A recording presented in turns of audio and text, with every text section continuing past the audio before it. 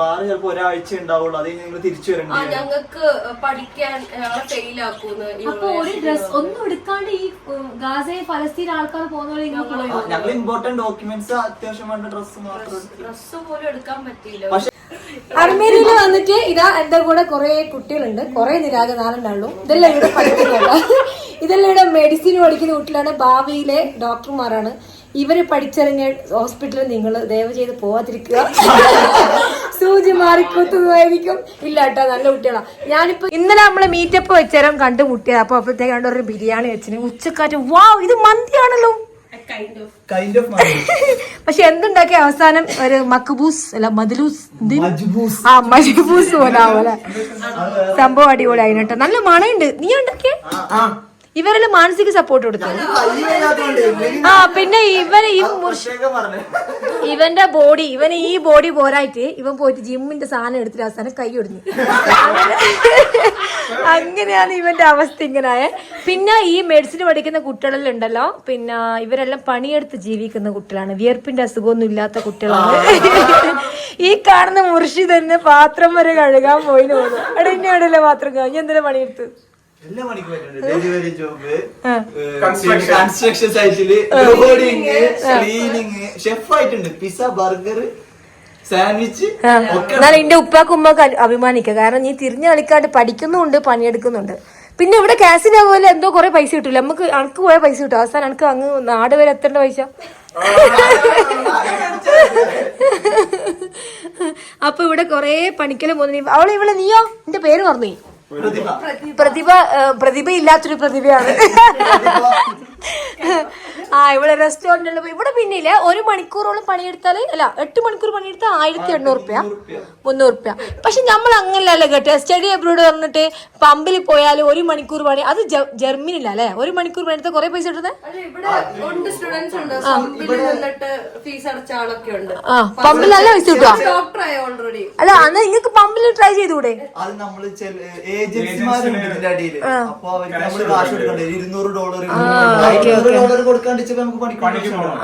ശരിയാ, അതൊരു അപ്പൊ നീ എന്തെങ്കിലും പണിക്ക് പോകുന്നുണ്ടോ? അവസാനം കൈയെല്ലാം പൊള്ളിയപ്പം നിർത്തിയല്ലേ. അപ്പൊ ഇവരെല്ലാം പണിയെടുത്ത് ജീവിക്കുന്ന കുട്ടികളാട്ടോ. ഇവിടെ അർമേനിയയിൽ കുറെ കുട്ടികൾ പഠിക്കുന്നുണ്ട് മെഡിസിന്. അപ്പൊ അർമേനിയയിൽ മെഡിസിൻ പഠിക്കാൻ ഏകദേശം 25 lakhs അത്ര പൈസ വരും, 25 ലക്ഷം റുപ്യ ഒരു 6 കൊല്ലം പഠിക്കുന്നതിന്. പക്ഷെ ഇവരെല്ലാം അല്ലേ, അല്ലല്ല അത് വെറും യൂണിവേഴ്സിറ്റി ചാർജ് അത്രയല്ലേ ഉള്ളൂ. പിന്നെ ഇവരില്ലേ ഒരു ഫ്ലാറ്റ് എടുത്തിട്ട് ഇവര് 4 ആളും കൂടി 5 ആളുണ്ട് എടാ. 5 ആളും കൂടിയിട്ട് പൈസ ഇങ്ങനെ എന്താ പറയാ, അവരെല്ലാം കൂടി ഏകദേശം 50,000 റുപ്യ വരുമോ?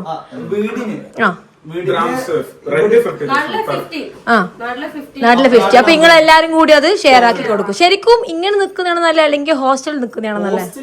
കോളേജിൽ ഹോസ്റ്റലിൽ നിൽക്കുന്നത് എളുപ്പമാണ്, കാരണം അവിടെ വെള്ളം ബില്ല്, ഇലക്ട്രിസിറ്റി അതൊക്കെ പോകും. പിന്നെ നമ്മുടെ ഒരു കംഫർട്ട് സോണിന്, കാരണം അവിടെ ഹോസ്റ്റലിൽ ചിലപ്പോ മെസ്സ് എടുക്കേണ്ടി വരും. മെസ്സ് എടുക്കാൻ ഭക്ഷണം ഒന്നും നമുക്ക് പറ്റത്തില്ല. ഇത് നിങ്ങളെന്നെ ഉണ്ടാക്കി തിന്നുമല്ലേ, അതാകുമ്പോ ആരും കുറ്റം പറയൂല. നിങ്ങൾ പരസ്പരം കുറ്റം പറയും, കാരണം നിങ്ങൾ ഉണ്ടാക്കിയ വെടുക്ക് ഫുഡാണെങ്കിൽ നിങ്ങൾ കഴിക്കും. റൂംമേറ്റ് ഒക്കെ കിട്ടണം ഭയങ്കര ബുദ്ധിമുട്ടല്ലേ. അപ്പൊ ഇവര് ഉച്ചക്കാറ്റ് ഉണ്ടാക്കി വെച്ചാൽ എടാ ബീഫ് ഇത്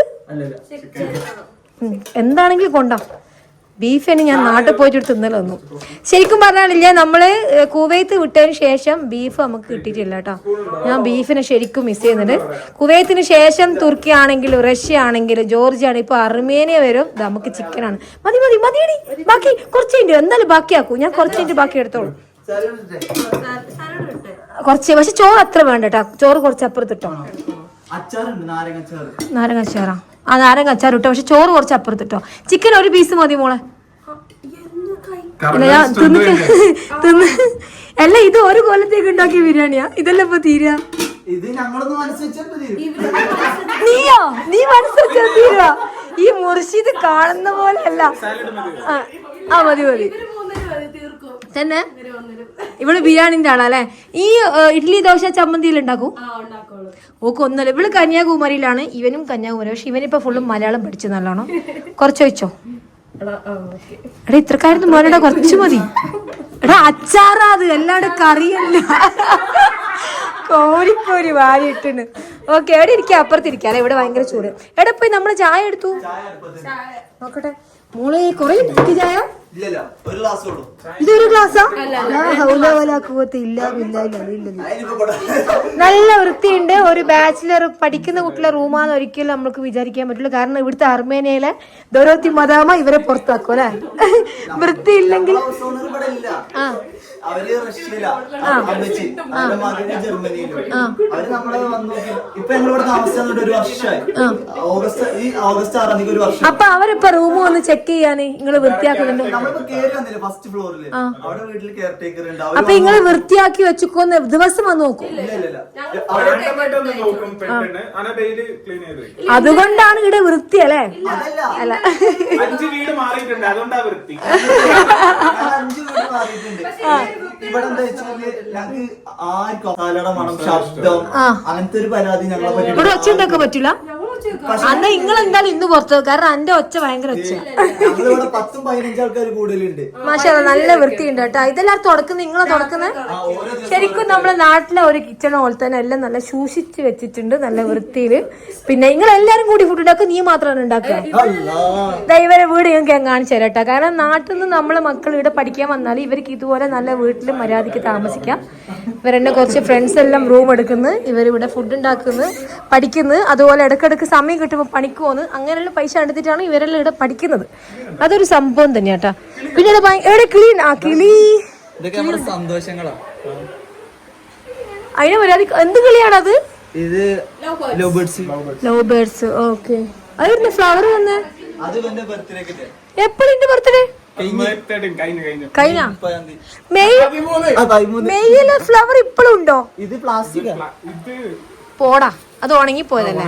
ആ ഉണങ്ങിയാലും കാണാൻ രസമുണ്ടല്ലേ. അതുപോലെ ഇതെല്ലാം എന്തെങ്കിലും കുറച്ചിട്ടോ ഇവര് വീട്ടിലെല്ലാം കുറെ ഉണ്ട് കേട്ടാ. ഇതെല്ലാം ഇവിടുത്തെ മദാമന്റെ സാധനം കേട്ടാ. മൂപ്പര് ഇത് ഇവിടെ തുടർന്ന് കുറച്ച് എടുത്ത് വെച്ചാണ് ഇതെല്ലാം.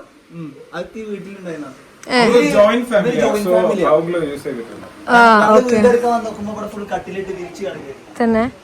അപ്പൊ ഇതാണ് ഇവർ താമസിക്കുന്ന ഫ്ലാറ്റ്. ഇത് വലിയ ബ്ലോക്ക് ആട്ടെ. നിങ്ങൾ പുറത്തേക്ക് നോക്കിയിട്ട് റൗണ്ട് അടിച്ചിട്ടാണ് ഇവിടെ ഫുള്ള് റൂംസ് ഉള്ള. പിന്നെ കുറെ ലോക്കൽസ് ഉണ്ട്. നമ്മളെ വണ്ടികളെ താഴെ വെച്ചിട്ടുണ്ടോ. ഇവ പറഞ്ഞത് ഇവിടുത്തെ കുറെ ഇന്ത്യൻസാ പോലും അർമേനിയയിലെ ജയിലിലുണ്ടെന്നാ പറഞ്ഞത്. അതായത് ഫുള്ളും എന്താണ് ഇവർ ചെയ്യാൻ തട്ടിപ്പാ? അങ്ങനെയല്ല, കുറെ ആൾക്കാർ വിസ തട്ടിപ്പുണ്ട് ഇവിടെ. നമ്മളില്ലേ നമ്മുടെ കാര്യം നോക്കി നടക്കുകയാണെന്ന് വെച്ചാൽ നമുക്ക് പ്രശ്നമില്ല. നമ്മൾ വേറെ ആളെ ഹെൽപ്പ് ചെയ്യാൻ പോയി കഴിഞ്ഞാൽ നമുക്ക് പഞ്ചാബികളെല്ലാം ഭയങ്കര ഡേഞ്ചറാന്ന് പറയാം. മലയാളികളെ തന്നെ നമുക്ക് വിശ്വസിക്കാൻ പറ്റൂല. തന്നെ നമ്മൾ ഒരാളെ സഹായിക്കാൻ പോരുത്. ഇപ്പൊ ഞാൻ പഠിച്ചാൻ തുടങ്ങി. അതിനിവിടെ ജോലിക്ക് വരുന്ന ആൾക്കാര് വിസ കുറച്ച് കഴിഞ്ഞാൽ പിന്നെ വെറുതെ നിന്നിട്ട് ഫൈൻ ആക്കിയിട്ട് പിന്നെ ഫൈൻ അടിച്ചിട്ട് പോകും അല്ലേ? റൂൾ അനുസരിച്ച് ഇവിടെ ഇല്ലീഗൽ ഇമിഗ്രൻസ് ആണ് എല്ലാവരും, ഒരുപാട് ആൾക്കാർ. അപ്പൊ അവർക്ക് പ്രത്യേകം വെച്ചാൽ ഇവിടെ ഡീപ്പോർട്ട് ചെയ്ത് വിടത്തില്ല. ഫൈൻ അടച്ചു പോവാം, ഇന്ത്യയിലോട്ട് തിരിച്ചു പോവാം. അല്ലാത്ത പക്ഷം, കാശില്ലാത്ത പക്ഷം ഡീപ്പോർട്ട് അടിച്ചു പോകും. പിന്നെ അവർക്ക് തിരിച്ചു വരാൻ പറ്റില്ല. Travel ban. പക്ഷെ ഞാൻ ഇപ്പൊ വരുമ്പോ കൊറേ പഞ്ചാബികളെ കണ്ടു ഇവിടെ പണിയെടുക്കുന്നത്. എല്ലാവർക്കും ഒന്നും വിസ ഒന്നും ഇല്ല. പക്ഷെ അവര് പോകുമ്പോ ഫൈൻ അടിക്കും. അപ്പൊ ഇവിടെ പണിയെടുക്കാൻ എല്ലാവർക്കും ഭയങ്കര കുറച്ച് ഈസി. അതുകൊണ്ട് ഇവിടെ കുറെ ഇന്ത്യൻസ് എല്ലാം ഉണ്ട് കേട്ടോ അർമേനിയയിൽ. നമ്മള് ബിരിയാണി എടുത്തോ, ബിരിയാണി ആൻഡ് ചായ. അപ്പൊ ഈ കുട്ടികൾ ഉണ്ടാക്കിയ ബിരിയാണി ചായ നമുക്കൊന്ന് തിന്നോക്കട്ടാ. ഇവിടെ അർമേനിയയിൽ കുറേ കുട്ടികൾ പഠിക്കുന്നുണ്ട്. ഇങ്ങനെ കുറേ ആൾക്കാർ റൂം എടുത്ത് താമസിക്കുന്നുണ്ട്. ഇത് പിന്നെ ഫുൾ അർമേനിയൻസിലൂടെ. ഈ അർമേനിയൻസും ജോർജിയൻസും എല്ലാം ഒരേപോലെ കേട്ടോ. ഇവർക്കാണെങ്കിൽ ഈ റൂം ഇതെല്ലാം നല്ല വൃത്തിയാക്കണം. ബാത്റൂമെല്ലാം ഭയങ്കര ക്ലീനാണ്. സാധാരണ കുട്ടികളെല്ലാം എടുക്കുന്ന റൂമാണെങ്കിൽ തീരെ വൃത്തി ഉണ്ടാവില്ല. പക്ഷേ ഇവിടുത്തെ ഈ അർമേനിയൻസ് ഭയങ്കര വലിയ റൂൾസ് വെച്ചോണ്ട് ഇവരെ എല്ലാ ആഴ്ച അവർ വന്ന് ചെക്ക് ചെയ്യും പോലും. അതുകൊണ്ടാണ് ഇങ്ങനെ ഫുള്ള് വൃത്തിയിൽ വെക്കുന്നതെന്ന് പറഞ്ഞത്. ചൂട് ചായ ഊതി കുടിക്കാൻ ഞാൻ ഗുപ്തനല്ല, നീ അവിടെ വെക്ക്.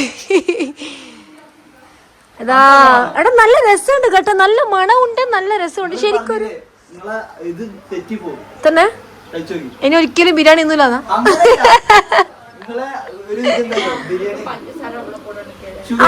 കൊഞ്ചം പോടാ പോതും, കൊഞ്ചം പോടുങ്കോ. കൊറേ ടൈപ്പ് അച്ചാറ്, സലാഡ്, ഉഫ് നമുക്ക് കയ്യില.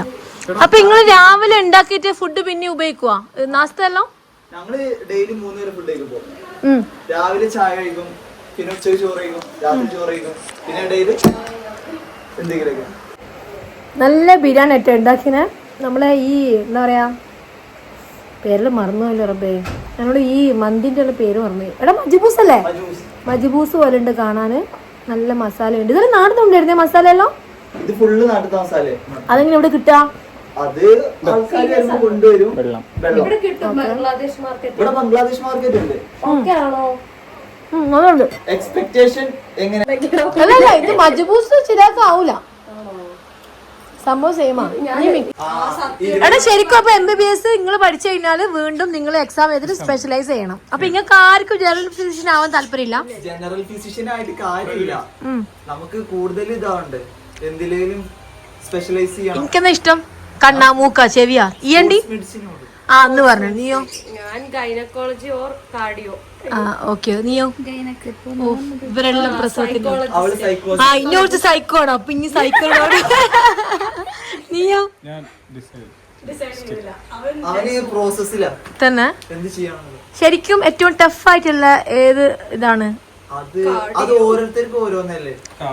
ഈ ഹൃദയം പഠിച്ചു വരുമ്പോഴത്തേക്ക് നിന്റെ ഹൃദയം തകരാറിലാവൂലേ? ഇല്ലില്ല, പക്ഷെ ഇഷ്ടപ്പെട്ടു കാർഡിയോ ഓൾറെഡി റിലേറ്റ് ചെയ്യാലോ. അവൾക്ക് ഓൾറെഡി ബുദ്ധി ഉണ്ടല്ലോ, ഇനി വേണ്ടല്ലോ. സൈക്കോളജി പ്രോബ്ലം ഒക്കെ ഉണ്ട്, അപ്പൊ അവൾക്ക് ഈസി ആയിരിക്കും. അവള് ഒരു ദിവസം 12 മണിക്കൂർ കിടന്നു. ബസ്സിൽ നിന്നിറങ്ങി ഇരുന്നിറങ്ങും, തിരക്കുള്ള ബസ്സിൽ പിടിച്ചിറങ്ങും. യുക്രൈനിൽ വാർ വന്നിരിക്കും. ബോംബ് പ്ലാസ്റ്റിക് കിടന്ന് ഉറങ്ങിയേക്കുന്ന ഇവള്. മറ്റേ ഇതില് ബങ്കറിലോ? ബങ്കറിലല്ല, ഞങ്ങൾ അപ്പൊ ബങ്കറിൽ പോയിട്ടില്ലായിരുന്നു. സൈറൻ അടിച്ചത് ഞങ്ങൾ കേട്ടില്ല. ഞങ്ങൾ ഹോസ്റ്റലിൽ നിന്ന് സൈഡിൽ കിടന്ന് ഇവള് ഉറങ്ങി. പിന്നെ അവിടെ എന്തോ വെള്ളം വീണി. വാറുമ്പോ നമ്മള് ഫ്രിഡ്ജ് ഊരിയിടണം എന്ന് പറഞ്ഞല്ലോ, അതിന്ന് വെള്ളം ഒഴുകി വന്ന് അതിലും കിടന്നുറങ്ങി. ക്ലാസ്സിൽ ഇരുന്ന് ഉറങ്ങിയ ഒരു ദിവസം. അപ്പൊ ഉക്രൈന് നിങ്ങൾ പഠിച്ചുകൊണ്ടിരിക്കുന്ന കൊല്ലത്ത് നിങ്ങൾ ഇങ്ങോട്ടേക്ക് എങ്ങനെയൊക്കെ വീണ്ടും പൈസ കൊടുത്ത് വീണ്ടും കയറിയോ?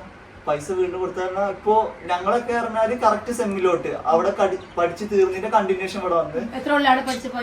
അവിടെ 1 ഇയർ പഠിച്ച്. പിന്നെ കുറെ ആൾക്കാർ ഞങ്ങളുടെ സീനിയേഴ്സ്, ഇപ്പൊ ഇവിടെ ഞങ്ങളുടെ ഒരു സെമ്മ് സീനിയറാ ശരിക്ക്. ഇവരൊക്കെ ഒരു സെമ്മ് പുറകിലോട്ട് വന്നു. അപ്പൊ അവിടെ ഓൾറെഡി പേ ചെയ്ത്, എന്നിട്ട് ഇവിടെ വീണ്ടും പേ ചെയ്ത് വീണ്ടും തുടങ്ങി. ഇല്ലെങ്കിൽ ഒരു കണ്ടിന്യൂഷൻ കിട്ടത്തില്ല. ഈ ഉക്രൈനിൽ വന്ന കുറെ കുട്ടികൾ ജോർജിയയിൽ എടുത്തു. യുക്രൈനിൽ വന്ന കുട്ടികൾ Georgia, Uzbekistan, Kyrgyzstan, Armenia, Kazakhstan. പൈസ കൊടുക്കാതല്ല, പൈസ കൊടുക്കാതെ പോകാൻ പറ്റൂലല്ലോ. വിസ ഫീസ് അത് അവിടെ പോയി. അത് ഒരു യൂണിവേഴ്സിറ്റിയിലും അടച്ച കാശ് തിരിച്ചു തരത്തില്ല. കാരണം അവരുടെ രാജ്യം അത്രയും വലിയ ക്രൈസിസിൽ നിൽക്കുക. അപ്പൊ അവരിത് എന്ത് ചെയ്യും? മിലിറ്ററി പവർ കൂട്ടാനും ആംസും വെപ്പൺസും മേടിക്കാൻ വേണ്ടി ഉപയോഗിക്കല്ലേ ചെയ്യാം.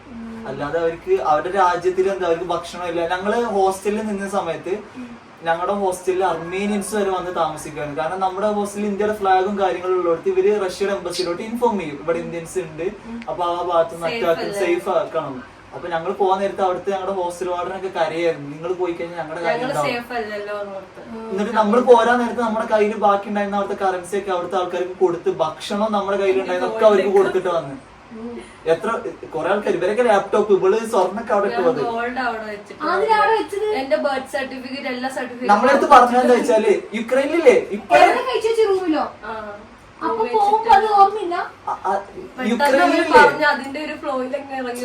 യുക്രൈനിൽ വാറില്ലേ ആദ്യമായിട്ടല്ല, ഇപ്പോഴാണ് വാറ എല്ലാരും അറിഞ്ഞത്. ഇതിന്റെ മുന്നേ 2014-ലോ 15-ലോ അവിടെ യുദ്ധം നടന്ന് പാസഞ്ചർ ഫ്ലൈറ്റ് വരെ വെടിവെച്ചിട്ടിട്ടുണ്ട്. അതൊന്നും ആരും അറിഞ്ഞിട്ടില്ല. ഞങ്ങൾ പോയ ബാച്ച് 2021 വർഷമാണ് ഏറ്റവും കൂടുതൽ സ്റ്റുഡൻസ് യുക്രൈനിലോട്ട് കയറുന്നത്. അപ്പോ ആ രാജ്യത്തിന്റെ എക്കണോമി അത്രയും ഉയർന്നു വരും, രാജ്യം അത്രയും ഡെവലപ്പായി വരുന്ന സമയമാണ്. ആ സമയത്താണ് 21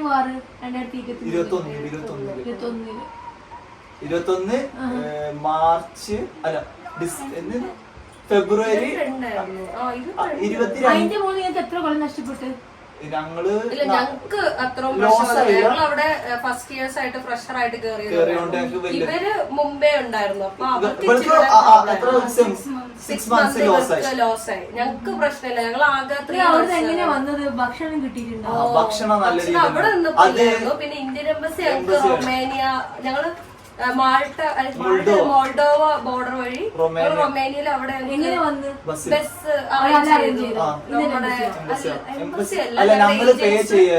ഏജൻസ് അന്ന് റിച്ചായിരുന്നു. ഈ അറ്റാക്ക് എപ്പോ തുടങ്ങി? ഞങ്ങളങ്ങനെ രാവിലെ ഞങ്ങൾക്ക് അടുത്ത ദിവസം ഒരു എക്സാം ഉണ്ട്. ആ എക്സാം വേണ്ടി ഞങ്ങൾ എല്ലാവരും കൂടി ഔട്ടിങ്ങിന് പോകണം എന്ന് പറഞ്ഞ് ഞങ്ങൾ രാവിലെ 2 മണി വരെ ഇരുന്ന് പഠിച്ച്. ഞങ്ങള് കാരണം ഫസ്റ്റ് ഇയർ ആയിട്ട് വന്ന് ജോയിൻ ചെയ്ത സമയമാണല്ലോ. അപ്പൊ അവിടെ ചെന്നേക്കുന്നത് വേറൊരു കൂട്ടുകാരന്റെ ഇത്ത വേറെ സിറ്റിയിൽ നിൽക്കുന്നുണ്ട്, അവര് വിളിച്ചു പറഞ്ഞു യുദ്ധം വരുന്നുണ്ട്. അതിൽ ഞങ്ങളെല്ലാരും എണീറ്റ് നോക്കുമ്പോ ഞങ്ങൾ അവിടെ ജനലൊക്കെ കടന്ന് കുലുങ്ങുന്നു, കാരണം ഫൈറ്റർ ജെറ്റ് പോകും. ഞങ്ങള് വെള്ളം എടുക്കാം അവിടെ, ഞങ്ങളവിടെ വെള്ളം എടുക്കാൻ വേണ്ടി പോകുമ്പോ അവിടെ വെള്ളം നമ്മൾ കാശ് കൊടുത്ത് മേടിക്കണം, കുടിവെള്ളം. ഞങ്ങള് വെള്ളം എടുക്കാൻ പോകുമ്പോ അവിടുത്തെ ആൾക്കാരെ അവിടുന്ന് മൂവ് ചെയ്യാൻ തുടങ്ങി, പെട്ടിയും സാധനങ്ങളൊക്കെ എടുത്തിട്ട് വെള്ളത്തിനൊക്കെ. അവിടെ വെള്ളം എടുക്കാൻ പോയ സമയത്ത് പെട്ടെന്നുണ്ട് എല്ലാരും കിടക്കുന്ന നിലത്ത്. നമ്മള് പോയ സമയം കൊണ്ട് നമുക്ക് ഭാഷ അറിയത്തില്ല. അപ്പൊ നമ്മള് കൂട്ടുകാരി ഞങ്ങളൊരു 5-6 ആൾക്കാർ വെറുതെ മാനത്തേക്ക് നോക്കിക്കുക. അപ്പൊ നോക്കുമ്പോ എന്താ വെച്ചാൽ ഫൈറ്റർ ജെറ്റ് പോകുമ്പോ ഇവിടെ എല്ലാരും പേടിച്ച് കിടന്നാണ്. നമ്മളടുത്ത് കിടക്കാൻ പറഞ്ഞു, ഭാഷ അറിയില്ലല്ലോ. ഞങ്ങളോട് പറഞ്ഞില്ലേ, ഞാനൊക്കെ വേറെ ഹോസ്റ്റലിൽ, ഇവര് ബോയ്സ് ഹോസ്റ്റലായിരുന്നു. അപ്പൊ ഞാൻ രാവിലെ എണീക്കുന്നത് ഈ ഫൈറ്റർ ജെറ്റ് പോകുമ്പോ ഒരു പതർച്ചയുണ്ട്. അപ്പം ഇത് ഒത്തിരി ദൂരത്താണ്. എവിടെയായിരുന്നു ബോംബ് ബ്ലാസ്റ്റ് ആദ്യം ഉണ്ടായിരുന്നത്?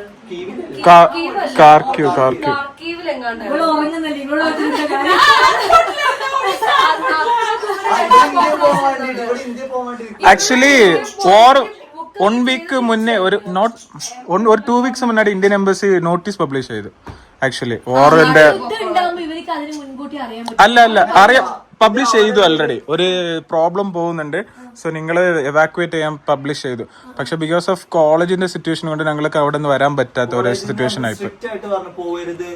കാരണം ഏജൻസ് പറഞ്ഞ എന്താ വെച്ചാൽ വേറെ ചിലപ്പോ ഒരാഴ്ച ഉണ്ടാവുള്ളൂ, അത് നിങ്ങൾ തിരിച്ചു വരേണ്ടി. ഞങ്ങൾക്ക് പഠിക്കാൻ ഫെയിൽ ആക്കുന്നു. അപ്പൊ ഒരു ഡ്രസ് ഒന്നും എടുക്കാണ്ട് ഈ ഗാസയിൽ ഫലസ്തീൻ ആൾക്കാർ പോകുന്ന ഞങ്ങൾ ഇമ്പോർട്ടന്റ് ഡോക്യുമെന്റ്സ്, അത്യാവശ്യം വേണ്ട ഡ്രസ് മാത്രം, ഡ്രസ് പോലും എടുക്കാൻ പറ്റിയില്ല. പക്ഷെ അവര് റൊമാനിയ ചെന്നപ്പോ അവിടുത്തെ സോഷ്യൽ എങ്ങനെ പോയി അത് പറ. ബങ്കറിൽ ഒളിച്ചു ഞങ്ങള് ഞങ്ങൾ 3 ദിവസം ബങ്കറിൽ നിന്ന്. അപ്പോഴത്തേക്ക് ഞങ്ങൾക്ക് അവിടെ ഒരു ബ്രിഡ്ജ് ഉണ്ട്. അപ്പൊ ആ ബ്രിഡ്ജ് ഇങ്ങനെ കപ്പൽ പോകാൻ വേണ്ടി ഇങ്ങനെ തുറന്നു വെക്കൂലോ. അപ്പൊ അവര് റഷ്യൻസ് വരാതിരിക്കാനാണെന്ന് തോന്നുന്നു, അവരിത് അടച്ചിട്ടില്ലായിരുന്നു. അപ്പോഴല്ലേ നമുക്ക് പോകാൻ പറ്റുള്ളൂ. അതുകൊണ്ട് അത് ഓപ്പൺ ആകുന്നതിന് നമ്മള് വെയിറ്റ് ഇല്ലായിരുന്നു. ഞങ്ങക്ക് ഏജൻസി ഒരു 2 ദിവസം ഫുഡ്,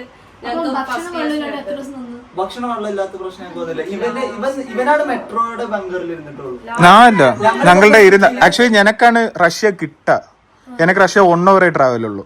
അപ്പൊ ഫസ്റ്റ് ബോംബ് ബ്ലാസ്റ്റ് ആയതും കാർക്യൂവിലായിരുന്നു. അപ്പോൾ ഞങ്ങള് ബങ്കറിലായിരുന്നു.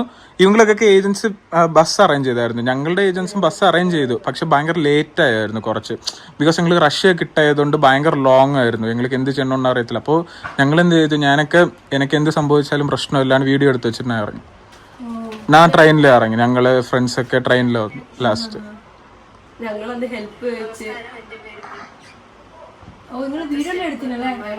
ശരിക്കും ഉക്രൈൻ യുദ്ധം നിങ്ങൾ കേട്ടിട്ടുണ്ടാവില്ല. ശരിക്കും ഈ കുട്ടികൾ പറയുമ്പോഴാണ് ആ ഒരു യുദ്ധത്തിന്റെ ഒരു 2 ആള് മൊത്തം സ്റ്റുഡൻസിൽ മരിച്ചു.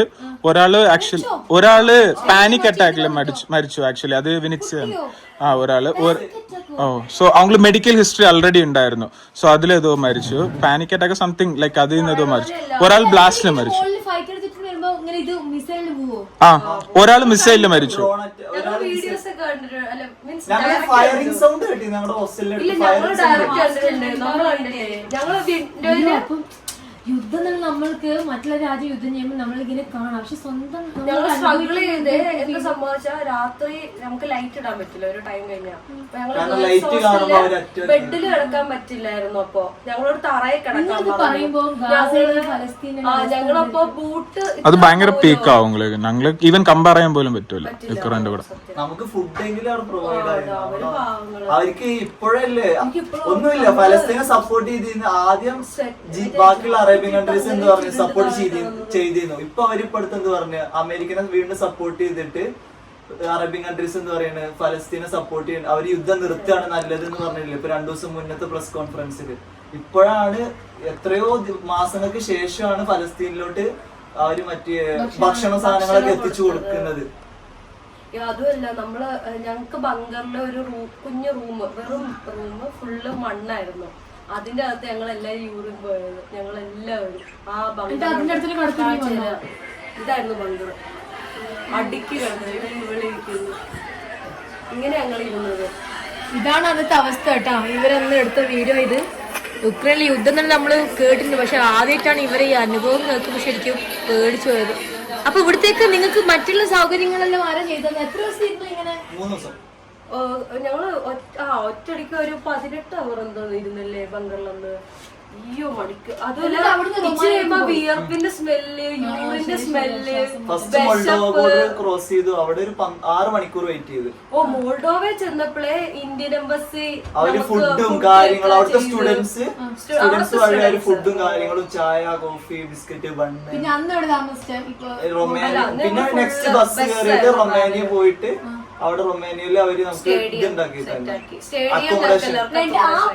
ആ സമയത്ത് നാട്ടിലേക്ക് പോയോ അല്ലെങ്കിൽ ആ നാട്ടിൽ പോയി.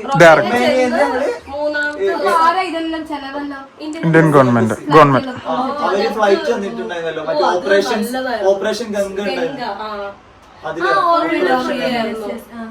നമുക്ക് വീട് വരെ KSRTC വരെ ഫ്രീ ആയിരുന്നു അന്ന്. അന്നാണ് എയർ ഇന്ത്യയിലില്ലേ ഞങ്ങൾക്ക് ഇഷ്ടംപോലെ ഫുഡ്, ഭയങ്കര ഫുഡായിരുന്നു. നല്ലോണം അവര് നോക്കി സീരിയസ്ലി. ഓപ്പറേഷൻ ഗംഗ എന്ന് പറഞ്ഞിട്ടൊരു സംഭവം ഉണ്ടായിട്ടുണ്ട്. അപ്പൊ ഞാനിതെല്ലാം കേട്ടിട്ടുണ്ട്. പക്ഷെ ഇവര് പറയുമ്പോ ശരിക്കും എന്റെ കണ്ണിലൂടെ ഈ ഫൈറ്റർ ജെറ്റും നിങ്ങൾ പോകുന്ന ഫ്ലൈറ്റുകൾ ഞാൻ ഇങ്ങനെ ആലോചിക്കാം ഇതൊരവസ്ഥയാണ്. അപ്പൊ നല്ല ഹെൽപ്പ് കിട്ടിയിട്ടുണ്ട്. പക്ഷെ ഞങ്ങൾക്കും ഞങ്ങളെ ഭാഗത്തോട്ടൊന്നും വലിയ രീതിയിലില്ല. ഈ മെയിൻ ആയിട്ട് കാർക്കീവ്, കീവ് ആ ഭാഗത്തോട്ട് അങ്ങനെ ഇന്ത്യൻസ് ആരെങ്കിലും മരിച്ചിട്ടുണ്ടോ? രണ്ടുപേർ. ഒരാള് ഇത് അറ്റാക്കില്, ഒരാള് കാർക്യൂ നായരുന്ന സിറ്റി. അവങ്ങള് പറയുന്നത് വെള്ളം എടുക്കാൻ പോയതെന്നാ പറയുന്നത്. ഒരു നിറയെ ഇഷ്യൂ പറയുമായിരുന്നു. സോ കറക്റ്റ് അറിയത്തില്ല. പോകുമ്പോ മിസൈൽ ബ്ലാസ്റ്റ് ആയി മരിച്ചു. ബാംഗ്ലൂർ. ഇപ്പോഴും അറ്റാക്ക് ചെയ്തു. എന്നിട്ട് നാട്ടിൽ പോയിട്ട് പിന്നെ എങ്ങനെയാണ് ഇതിലേക്ക് വന്നത്? പിന്നെ നമുക്ക് കണ്ടിന്യൂ ചെയ്യണല്ലോ. പിന്നെ ഇന്ത്യൻ എംബസി ഡിക്ലെയർ ചെയ്തു, NMC ഡിക്ലെയർ ചെയ്തു നമുക്ക് വേണമെങ്കിൽ ആദ്യം മൊബിലിറ്റി പ്രോഗ്രാം വെച്ച്. മൊബിലിറ്റി പ്രോഗ്രാം പറഞ്ഞാൽ എംബസി ഓരോ രാജ്യങ്ങൾ പറയും, NMC പറയും, അവിടെ പോയിട്ട് നമുക്ക് കണ്ടിന്യൂ ചെയ്യാം, ഇല്ലെങ്കിൽ ട്രാൻസ്ഫർ എന്നുള്ളൊരു ഓപ്ഷൻ തന്നു. പിന്നെ അങ്ങനെ ഓരോ കൺട്രി ആയിട്ട് നമ്മൾ കോണ്ടാക്ട് ചെയ്ത്. അപ്പൊ എത്ര മാസം പോയി അവിടെ? നാട്ടിലൊരു 3-6 മാസത്തിനടുത്ത്. അവിടെ എത്ര ഇയർ ആണോ തീർന്നത് അതിന് മുതലുള്ളത് പിന്നെ വന്നിട്ട് ഞങ്ങള് ഓൺലൈൻ ക്ലാസ് അവർ അറേഞ്ച് ചെയ്ത. അങ്ങനെ ഫസ്റ്റ് ഇയർ ഇത്രയും കഷ്ടപ്പെട്ട് ബുദ്ധിമുട്ടിയിട്ടാണ് ഇവരെല്ലാം ഭാവിയിലേക്ക് ഡോക്ടറെ വരാൻ പോകുന്നത്. അത് ഇവർക്ക് ഇനി എന്താ പറയണ്ടേ, ഇനി ഇപ്പൊ ഇതെല്ലാം ശരിക്കും പറഞ്ഞാൽ ഓരോ കാര്യങ്ങളും നമുക്ക് നമ്മളെ കോൺഫിഡന്റ് വർദ്ധിപ്പിക്കുന്ന ഒരു സാധനമാണ്. ഇപ്പോൾ ഇത്രയും വലിയൊരു സംഭവം മുമ്പിൽ കണ്ടതുകൊണ്ട് ഇനിയിപ്പോൾ ഇവർ അങ്ങോട്ടേക്ക് എല്ലാം ഭയങ്കര നല്ലൊരു എക്സ്പീരിയൻസ് എല്ലാം ചെയ്യണ്ടാവും. പക്ഷെ എന്നാലും ഞാൻ ആലോചിക്കാം, നമ്മുടെ നാട്ടിലെ മക്കളിങ്ങനെ പുറത്ത് നാട്ടിൽ പോയിട്ട് പഠിച്ച് എന്നിട്ട് അവർ ആ ഡോക്ടർ ആവുന്നുള്ള സംഭവം വിട്ടിട്ടില്ല അല്ലെ? ചില ആൾക്കാർ പേടിച്ചിട്ട് വിട്ടില്ല. കാരണം എല്ലാ വീട്ടുകാർക്കും ഫൈനാൻഷ്യൽ സിറ്റുവേഷൻ സ്റ്റേബിൾ അല്ല. പിന്നെ നമ്മള് നാട്ടിൽ ചെന്നപ്പോ നമ്മളെ കുറിച്ച് ഒത്തിരി ഫേക്ക് ആയിട്ടുള്ള ന്യൂസ് ഒക്കെ ന്യൂസ് പേപ്പറിൽ ഇറക്കാൻ തുടങ്ങി. ഞങ്ങളിങ്ങനെ ന്യൂസ് പേപ്പേഴ്സിന്റെ എന്താ അവർക്ക് അവരുടെ റേറ്റിംഗ് കൂടാൻ വേണ്ടി ലോൺ എടുത്തിട്ടാ പോയത്. ഞാൻ നാട്ടിൽ ചെന്ന് കഴിഞ്ഞപ്പോ ലോൺ എടുത്തിട്ടില്ല, പക്ഷെ ന്യൂസ് പേപ്പറുകാര് ലോൺ അവർക്ക് എന്താ അതിനെ കൊണ്ട് ഉപകാരം? നിങ്ങൾ അതെന്താ അവർക്ക് അവരുടെ റേറ്റിംഗ്, അവർക്ക് അതിനൊരു പേര് സിമ്പതിയാണല്ലോ വേണ്ടത്. സിമ്പതി ഇന്ത്യൻ എംബസി നിങ്ങൾക്ക് എന്തെങ്കിലും എമൗണ്ട് എങ്കിലും ചെയ്യുന്നത്. അത് പക്ഷെ എംബസി നമ്മളെ അവിടുന്ന് തിരിച്ചെത്തിച്ചെന്നില്ലേ. ഇപ്പൊ ഇറാനും പ്രശ്നം ഉണ്ടായ സമയത്ത് അവര് വാക്യുവേഷൻ ചെയ്ത് അർമേനിയ വഴിയാ. അപ്പൊ ഇതൊക്കെ എംബസി നോക്കുന്നുണ്ടല്ലോ. പിന്നെ നമ്മളെ എബ്രോഡ് പഠിക്കുന്ന പിള്ളേരെ വെച്ച് പറയുകയാണെങ്കിൽ വീട്ടുകാര് പാനിക് ആയി കാണും. കാരണം അത് ഒബ്വിയസ്ലി, കാരണം ഞങ്ങളൊക്കെ പോയ സമയമല്ലേ, ചെന്നിറങ്ങിയ സമയം. പിന്നെ നാട്ടില് പഠിക്കുന്ന ആൾക്കാർക്കും നമ്മളെ പുറത്ത് പഠിക്കുന്ന ആൾക്കാരെ പറ്റി പറയുമ്പോൾ അവര് പറയും നിങ്ങൾക്ക് നാട്ടിൽ അഡ്മിഷൻ കിട്ടാത്തോണ്ടല്ലേ പുറത്ത് പോയി പഠിക്കുന്നത്. ഇപ്പൊ നാട്ടില് ഇപ്പൊ അങ്ങനെ കുറെ ആൾക്കാർ പറയുന്നുണ്ട്. ചിലവര് പറയും ഞങ്ങളെ കൊണ്ട് ഒന്നും പറ്റാത്തോണ്ടല്ല, അവിടുത്തെ എക്സാം എഴുതി ക്ലിയർ ആവാത്തോണ്ടല്ല. അത് ഒന്നാമത് നമ്മുടെ ഇന്ത്യയിൽ 13 ലക്ഷം 25 ലക്ഷത്തിന്റെ അടുത്ത് പിള്ളേര് നീറ്റ് എക്സാം എഴുതുന്നുണ്ട്. അതിൽ ആകെ സീറ്റ് കൊടുക്കുന്നത് എത്ര? ഇന്ത്യൻ ഗവൺമെന്റ് 2 ലക്ഷം 1 ലക്ഷത്തിന്റെ അടുത്ത് സീറ്റേ ഉള്ളൂ. അതിലും സംവരണ സീറ്റുകൾ ഉണ്ട് ഒരുപാട്. അപ്പൊ ബാക്കിയുള്ള കുട്ടികളൊക്കെ എന്ത് ചെയ്യും? പിന്നെ പഠിക്കാൻ നല്ല കഴിവുള്ള മാർക്ക് ഈ ക്വാളിഫൈഡ് മാത്രമായ പോലല്ലോ. റാങ്ക് 720 മാർക്കില് മാർക്ക് വരും, സ്കോർ കാർഡ്. അതില് 720 പഠിക്കുന്ന പിള്ളേര് 6 7 ഒക്കെ വരും. അതിന് താഴെ 650 580 മാർക്ക്. ചില കുട്ടികളൊക്കെ 8-9 തവണ നീറ്റ് റിപ്പീറ്റ് ചെയ്യുന്നവര് വരുന്നുണ്ട്. എന്നിട്ട് അവരെന്ത് ചെയ്യും? അത് അവര് നിർത്തി വേറെ കോഴ്സിൽ പോയി ചെയ്തു. ഈ 580 മാർക്കൊക്കെ പറഞ്ഞാൽ 720 നല്ലൊരു മാർക്കാണ്. അപ്പൊ അവർക്കൊക്കെ എന്ത് ചെയ്യും? നമ്മുടെ രാജ്യത്ത് അതിനുള്ള ഫെസിലിറ്റി ഇല്ലല്ലോ. അപ്പൊ നമ്മള് പുറത്തുള്ള രാജ്യത്തിനെ ആശ്രയിച്ചേണ്ടി വരും. പിന്നെ നമ്മുടെ നാട്ടില് പ്രൈവറ്റ് മെഡിക്കൽ കോളേജിൽ നമുക്ക് കയറാം. അവിടെ ഡൊണേഷൻ കൊടുക്കണം 10-15 ലക്ഷം രൂപ. 1 കോടി രൂപ കൊടുത്ത അതുകൊണ്ട് ഡോക്ടർ ഇവിടെ വന്നാലേ 25 ലക്ഷം. പിന്നെ എല്ലാവർക്കും ഈ പറഞ്ഞ പോലെ വാരിക്ക് ഒരു മാർക്ക് കിട്ടണം. അവൻ വെച്ച് സ്വപ്നങ്ങൾ നമുക്ക് കാണാണ്ടിരിക്കാൻ ആർക്കും പറയാൻ പറ്റൂല. അത് നമ്മളെ അവകാശമാണ് സ്വപ്നങ്ങൾ കാണുക. എന്റെ ഒരു ഫ്രണ്ടില്ലേ, ഞാനിപ്പോ 5th ഇയർ ആയി, ഇപ്പോഴും ഓള് റിപ്പീറ്റ് ചെയ്യുക നാട്ടില് നീറ്റിന്. കാരണം അവളുടെ പേരൻസിന് പേ ചെയ്യാൻ ക്യാഷ് ഇല്ല. ഓൾക്ക് ഡ്രീംസ് ഡോക്ടർ ആവാനാ. ആളിപ്പോഴും സ്ട്രഗിൾ ചെയ്യുന്നുണ്ട്. എന്നാലും ഇതൊരു ഓപ്ഷൻ, നല്ലൊരു ഓപ്ഷനാണ്. കാരണം പൈസ ഇല്ലാന്ന് വെച്ചിട്ട് സ്വപ്നം കാണാതിരുന്നാല് അവിടെ ഇരുന്ന് ഇരിക്കത്തേ ഉള്ളൂ. ഇപ്പൊ എല്ലാരും എന്ത് ചെയ്യുമ്പോൾ പൈസ ഉണ്ട് നോക്കിയിട്ടാണല്ലോ എല്ലാരും എവിടെ എത്താതിരിക്കുക. അല്ല, ഇത് പുറത്ത് പോയി പഠിക്കുന്നത് വലിയൊരു കണക്കൊന്നും ഇപ്പൊ അടുത്ത് ഈ ഒരു 2-3 കൊല്ലമായിട്ടാണ് ആൾക്കാർ അതിനെ കുറിച്ച് അറിഞ്ഞു തുടങ്ങുന്നത്. സോഷ്യൽ മീഡിയ വന്ന സമയത്ത് ഞാൻ പോലും ഇങ്ങനെ മെഡിസിൻ പഠിക്കുന്നത് കേൾക്കുന്നല്ലാണ്ട് ഓരോ രാജ്യം, ഇപ്പൊ ഞാൻ ജോർജിയ പോയി, റഷ്യ പോയി, അവിടെ നല്ല ഈ പഠിക്കുന്ന ആൾക്കാർ എന്നെ വിളിക്കും, ശരി അപ്ലോഡ് ഉണ്ട്, നിങ്ങൾക്ക് വീഡിയോ ചെയ്യാൻ പറ്റുമോ? അപ്പൊ ഞാൻ പിന്നെ നമ്മള് പോയി നോക്കി 100% ഓക്കെ ആണെങ്കിൽ മാത്രമേ നമുക്ക് വീഡിയോ ചെയ്യാൻ പറ്റൂ. അല്ലാണ്ട് നമ്മളെ വീഡിയോ കൊണ്ട് പോയി ആൾക്കാർ തട്ടിക്കപ്പെട്ട തീർച്ചയായിട്ടും. നമുക്കിപ്പോ ആൾക്കാർ പൈസ തരും, എനിക്കിപ്പോ യാത്ര ചെയ്യാൻ പൈസ കിട്ടിയാൽ മതി. പക്ഷെ ഞാൻ പറഞ്ഞിട്ട് ആരെങ്കിലും ഏതെങ്കിലും കുട്ടി പെട്ടുപോയാൽ തീർന്നില്ലേ? അപ്പൊ അതുകൊണ്ട് അതെല്ലാം സെറ്റ് ആക്കിയിട്ട് മാത്രമേ ഞാൻ ചെയ്യും. ഇവിടെ വന്നപ്പോ അർമേനിയിൽ ഇപ്പൊ ഇങ്ങനത്തെ കുറെ സംഭവങ്ങൾ ഏജൻസികളൊക്കെ ഉണ്ട്. പക്ഷെ അത് നല്ലതാണെങ്കിൽ മാത്രമേ ചൂസ് ചെയ്യാൻ പറ്റൂ. പക്ഷെ നിങ്ങളെ അനുഭവം എന്ന് പറഞ്ഞാല് വേറെ കാര്യം ശ്രദ്ധിക്കണം വെച്ചാൽ, ഇപ്പം പൈസ എല്ലാവർക്കും മാത്രമേ ഡോക്ടർ ആവാൻ പറ്റൂ, അല്ലെങ്കിൽ നല്ലോണം പഠിച്ച ആൾക്ക് അങ്ങനെയൊന്നും ഇല്ല കേട്ടോ. ഇപ്പോൾ ഇവിടെ അർമേനിയയിൽ ഞങ്ങൾക്ക് ഇനി MBBS പഠിക്കണമെങ്കിൽ ഇവർക്ക് ക്വാളിഫൈഡ് ആയാൽ മാത്രം മതി, അല്ലാണ്ട് റാങ്ക് വേണമെന്നില്ല. പിന്നെ ഈ ഉക്രൈൻ യുദ്ധവും സംഭവങ്ങളെല്ലാം കുറെ അനുഭവിച്ച കുട്ടികളാണ്. അപ്പൊ ഇവരെന്തായാലും ഭാവിയിൽ നല്ല കരുത്തുറ്റ ഡോക്ടേഴ്സ് ആയിട്ട് തന്നെ നമ്മളെ മുന്നിൽ വരും. പിന്നെ എന്താ പറയണ്ടേ, ഡോക്ടർ ആവുന്നത് നാട്ടിലെല്ലാവർക്കും അറിയാം, 1 കോടിയെല്ലാം കൊടുത്താലാണ്. പിന്നെ കുറെ ആൾക്കാർ പൈസ ഉള്ള പാരൻസ് എല്ലാം ആണെങ്കിൽ പഠിക്കാത്ത കുട്ടിനെ കൂടി ഡോക്ടറാക്കും. അതിനെക്കാളും നല്ല ഇങ്ങനത്തെ ഒരു പൈസ കൊടുത്തിട്ട് ഇങ്ങനത്തെ ഒരു പൈസ പിന്നെ കൊടുത്തിട്ട് അത്യാവശ്യം പഠിച്ചിട്ട് തന്നെ ഇറങ്ങുന്ന കുട്ടികളാണ് ഇവരെല്ലാം കേട്ടോ. അപ്പോൾ ഇതെല്ലാം ഭയങ്കര ഒരു സംഭവമാണ്, ഉക്രൈൻ യുദ്ധവും. പിന്നെ എന്നിട്ട് അവർ ആ ഒരു ഡ്രീം വിട്ടില്ല. കാരണം ഇവരെല്ലാം ഇവരെ വീട്ടുകാരെ പ്രതീക്ഷകളാണ്. അപ്പോൾ ഇവർക്ക് അത് ഇട്ടിട്ട് പോകാൻ കഴിയില്ല. ഇപ്പം മുർഷിദൻ ഇവിടെ വന്നിട്ട് എടുക്കാത്ത പണിയില്ല. ഓൻ പറഞ്ഞു മറ്റേ പ്ലാസ്റ്റിക്കിൻ്റെ ഷോപ്പിൽ പോയി, മറ്റേ എന്താ പറയണ്ടേ, ഇവള് ക്ലീൻ ചെയ്യാൻ റെസ്റ്റോറൻറ്റിൽ പോയി. അപ്പോൾ ഇതെല്ലാം ഇവർ ചെയ്യുന്നത് വെച്ചാൽ ഇവർ ആ ഒരു ലക്ഷ്യത്തിൻ്റെ മുകളിലാണ്. ഇപ്പം നമ്മുടെ നാട്ടിലെ കുട്ടികളെല്ലാം എന്താ പറയണ്ടേ, എന്തെല്ലോ കളിയിൽ അറിയാം, എല്ലാവർക്കും മയക്കുമരുന്നും കഞ്ചാവുമായിട്ട് പതിയെ കുട്ടികളും തെറ്റിപ്പോയി. പക്ഷെ അതിനിടയിൽ ഇതുപോലെ വീട്ടിലെ പ്രാരാബ്ദങ്ങളെല്ലാം അറിഞ്ഞിട്ട് അവർ നമുക്ക് ചെയ്യുന്ന എമൗണ്ടിൽ നമുക്ക് തിരിച്ചൊരു സംഭവം കൊടുക്കണം എന്ന് വിചാരിച്ചിട്ട് പഠിക്കുന്ന കുട്ടികളും നമ്മുടെ ചുറ്റിലുണ്ട്. അപ്പോൾ ഞാൻ പ്രതീക്ഷിക്കാണ്ടാണ് ഇവരുടെ അടുത്തേക്ക് വന്നത് കേട്ടോ. മുർഷിദ് മെസ്സേജ് അയച്ച് ഇന്നലെ നമ്മൾ മീറ്റപ്പിനെ കണ്ട്, അങ്ങനെ ബിരിയാണി ഇന്നാ വന്നപ്പോഴാണ് ഇവർ ഈ ഉക്രൈൻ കഥകളെല്ലാം അറിഞ്ഞത്.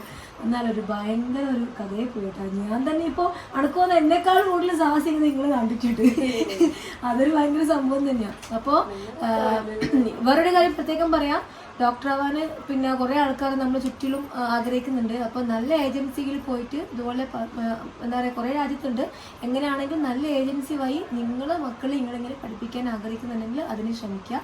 ഒരിക്കലും ഒരു പരിചയവും ഇല്ല, അല്ലെങ്കിൽ ഒരു എന്താ പറയണ്ട ഇതിൽ പ്രശ്നങ്ങളിൽ പെടാത്ത ഏജൻസിയിൽ. കാരണം ഇപ്പോൾ ഉക്രൈൻ തന്നെ വാറ് ചില ഏജൻസികളായതുകൊണ്ട് അവർക്ക് ചില ആൾക്കാർക്ക് മുടങ്ങി പോയിട്ടില്ലേ, ഇതൊന്നും ചെയ്യണ്ടാവുകൊണ്ട്. അതിനെ പറ്റിട്ട് എന്താ വെച്ചാൽ ഒന്നും നമുക്ക് അതിന്റെ ഉള്ളിൽ എന്താ നടന്നെന്ന് പറയാൻ പറ്റില്ല.